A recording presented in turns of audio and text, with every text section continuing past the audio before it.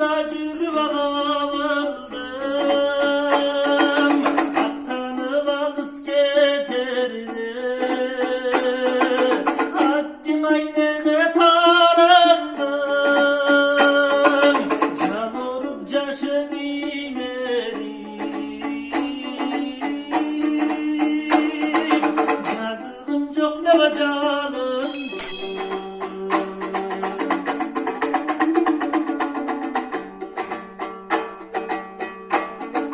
Кетерде үйдөн аттарып, колтуктап аткан аткарып, көңүлдүн черин жазгансып, көзүндөн күлүп ашаттанып, кош бол депти кем айта албай, калганын эстең аптарып.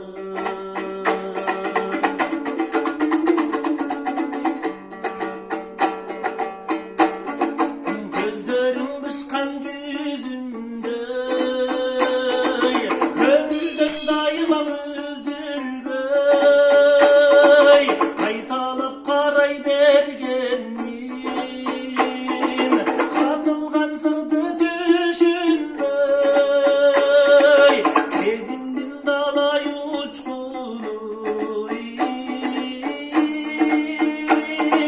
sende bir kalgana bütündey,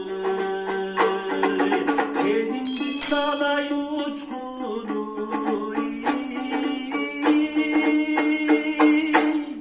sende bir kalgana bütün.